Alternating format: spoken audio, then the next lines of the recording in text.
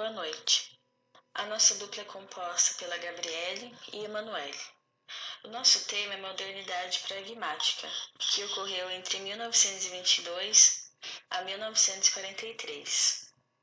O Brasil passava por inúmeras mudanças consideradas instáveis, e esse movimento surgiu de forma que a realidade e a objetividade era necessária.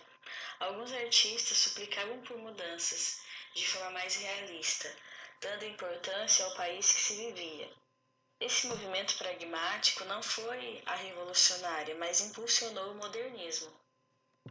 A Semana de Arte Moderna foi o divisor de águas para que o modernismo se apresentasse no Brasil, valorizando o que existia no país por meio das pinturas e dos arquitetos que já trabalhavam no interior das cidades brasileiras, inicialmente de forma progressiva, mas com muitas obras relevantes para mostrar o grande movimento que estaria por vir. A estrutura para o moderno foi as renovações arquitetônicas, de forma pragmática, modernizadora. Gregory conseguiu trazer o modernismo de forma desafiadora. A sua capacidade de mobilizar os meios de comunicação, imprensa, revista, documentários e rádio era surpreendente. Alcançava setores considerados alheios às polêmicas da natureza estética arquitetônica, sendo considerado pioneiro por debater sobre a modernidade arquitetônica. Gregory buscava uma renovação arquitetônica direcionada em Bauhaus, Ernest May, Le Corbusier e outras experiências que o próprio arquiteto tentava implantar em seus conceitos para as obras brasileiras. Ele era um arquiteto russo e foi um grande agitador cultural e polemista no conservador meio arquitetônico. Ele inseriu o Brasil no mapa da arquitetura moderna mundial, logo no início dos anos de 1930. Em 1922, ocorria o movimento de independência, que era da Semana de Arte Moderna. Mas nesse ano teria construções de edifícios que ganharia repercussão regional. Mas essa arquitetura não era o que traria essa repercussão, e sim pela luxuosa casa de diversão da cidade, sendo o Cassino e Teatro Parque Balneário na cidade de Santos, estado de São Paulo. Assim seria o ponto principal para o escoamento da exportação da economia brasileira, que era o café. No extremo sul do país, outra obra se destacava pela sua linha precursora isolada de uma linha racionalizante da arquitetura, se destacando pela sua função utilitária chamada de Edifício do Moinho Chaves, em Porto Alegre, em 1921, pelo arquiteto alemão Tell. Nesse edifício, a fachada marcada pelas pilastras, acentuando a verticalidade, e as repetidas janelas chamavam a atenção, além de outros elementos que refletiam a sobriedade do programa arquitetônico. O racionalismo tinha ausência de decoração, com paredes lisas compostas apenas pelas aberturas. Dentro do modernismo engajado, surge a fidelidade moderna. Um grande exemplo é o arquiteto Frederico Kirch Gassner. Ele foi fiel à identidade moderna. Em 1930, ele construiu sua própria residência em Curitiba, estado do Paraná. Com formas modernas, tendo terraço, mirante que dava vista para a serra no horizonte, distante e projetado com mobiliário coerente com a moradia. Porém, ela foi recebida com hostilidade pela província da capital. Frederico também desenvolveu outras obras modernas, mas foi considerado um pioneiro incompreendido cerca de 40 anos depois.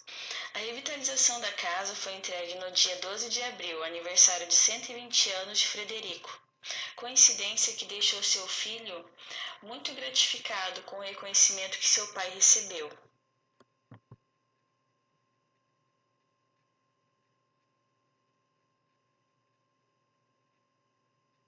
Nesse período começa a nascer uma nova estética.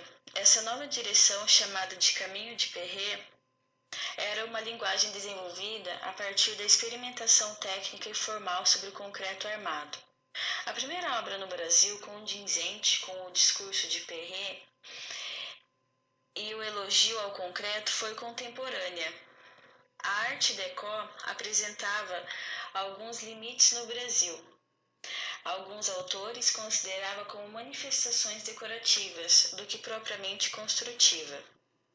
Ele continuava com sua arquitetura francesa, propondo uma nova experiência técnica, propondo o concreto e mostrando a sua potencialidade.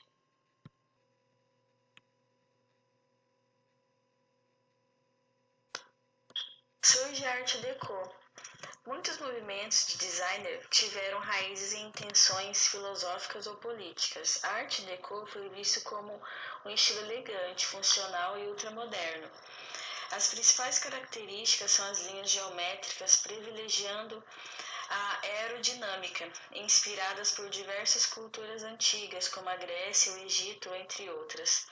E no caso brasileiro, a cultura marajoara, de 400 a 1400.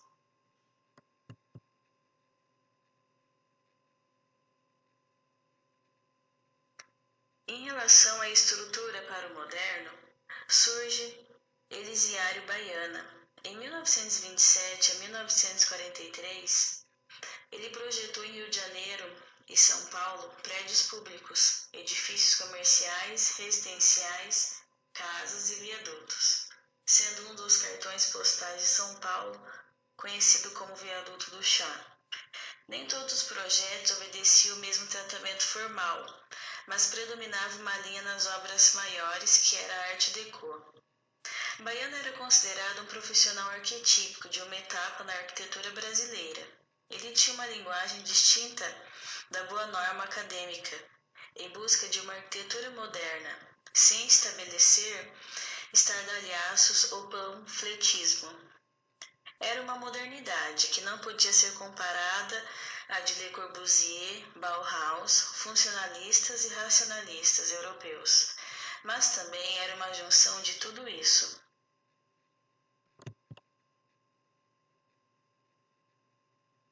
Um grande exemplo de Art Deco é a Central do Brasil, no Rio de Janeiro. Com isso surgem as imagens do futuro.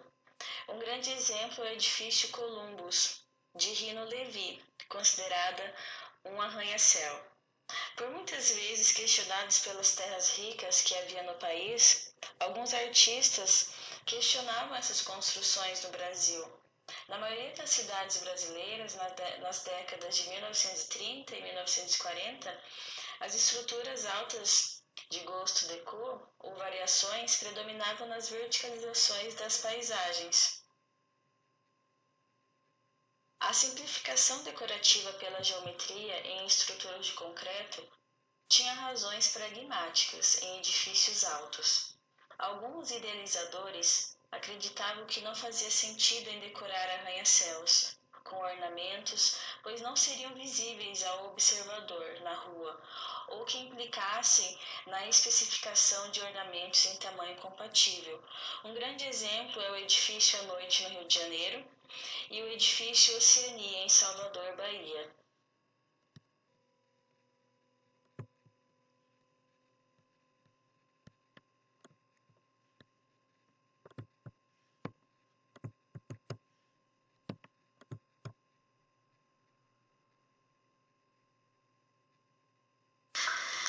Em 1930, nas obras públicas, as equações racionalistas tiveram utilidade, como funcionalidade, eficiência e economia na arquitetura. Com isso, São Paulo e Rio de Janeiro tiveram uma sugestão de mudanças na área educacional, no qual foi influenciado pelos padrões utilizados nesse período. A arquitetura escolar foi marcada por linhas geometrizantes, não sendo somente uma preocupação estética, sendo então um trabalho que a Secretaria de Educação de São Paulo desenvolveu junto com a Diretoria de Obras Públicas do Estado de São Paulo, sendo uma série de tópicos funcionais, pragmáticos e pedagógicos. Dessa forma, foram considerados como elementos relevantes a orientação da edificação e as janelas, programa de necessidades e os acabamentos. José Maria da Silva Neves foi o responsável por maior parte dessas obras. Anísio Teixeira foi recomendado como diretor do Departamento de Educação do Distrito Federal, pouco antes da Iniciativa de São Paulo, onde em 1931 resultou na reformulação do programa educacional da cidade do Rio de Janeiro, com reflexos na arquitetura escolar, projetando assim 28 prédios até 1935, com a participação de arquitetos como Enéas Silva, Paulo Camargo de Almeida e Raul Pena Firme. Mas o defensor da aplicação do neocolonial na arquitetura escolar, José Mariano Filho, era totalmente contra a nova proposta a essa arquitetura, dando nome como estilo arquitetônico caixa de água, com figurino comunista, inspirados em alguns modelos corriqueiros das escolas russas. Os projetos de Enéas Silva eram considerados de baixo custo, com estrutura de concreto armado e fechamentos de alvenaria, coberturas em terraço-jardim, circulações e ventilações cuidadosamente analisadas em função dos programas, sendo consideradas construções puramente funcionais. Entre 1937 e 1943, em Belém, foram executadas algumas obras escolares e linhas modernizantes, ainda que neles prevalecessem antigas regras de simetria. Mas o edifício escolar mais importante, ligado à linguagem da arquitetura racionalista no Brasil, foi realizado em Salvador, o Instituto de Educação da Bahia, sendo construído entre 1937 e 1939, um complexo de edifícios ligados por passarelas entremeados com quadras, piscinas e áreas de recreio. Alexander foi arquiteto de outra obra racionalista em Salvador, a sede do Instituto do Cacau, considerado um edifício sofisticado.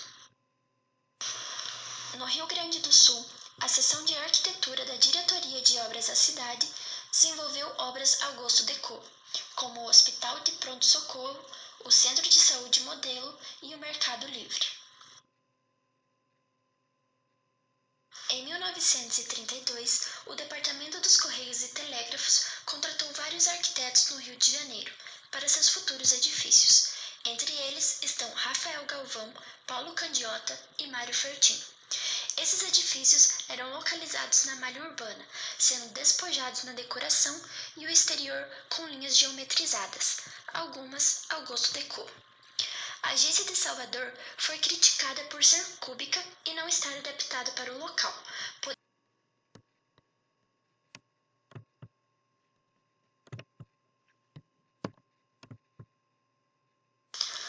A partir da segunda metade do ano de 1930, os estilos cubistas e Art Deco se espalharam por todo o território brasileiro, no qual duas revistas de arquitetura foram apresentadas, a Arquitetura e Urbanismo e a Acrópole. Nelas eram mostradas as linhas modernas dos prédios comerciais.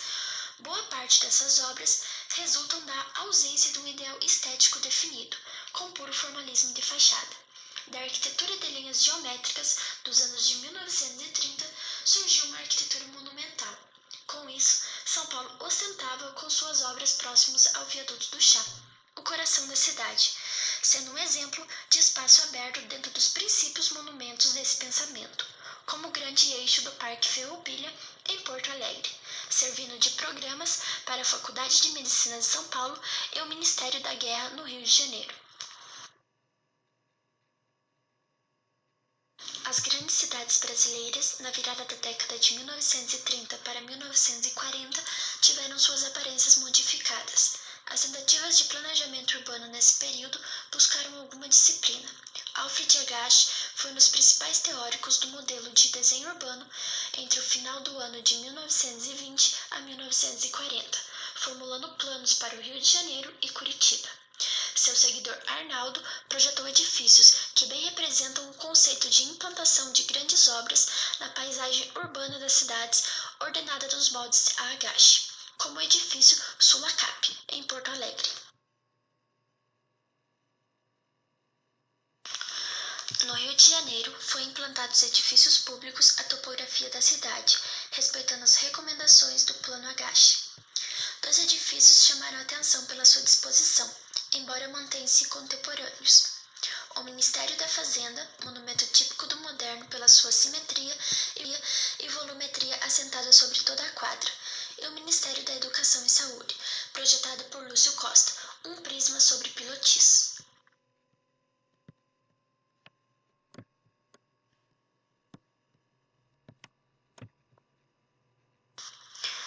disponibilizamos aqui as nossas referências bibliográficas. Muito obrigada e até mais.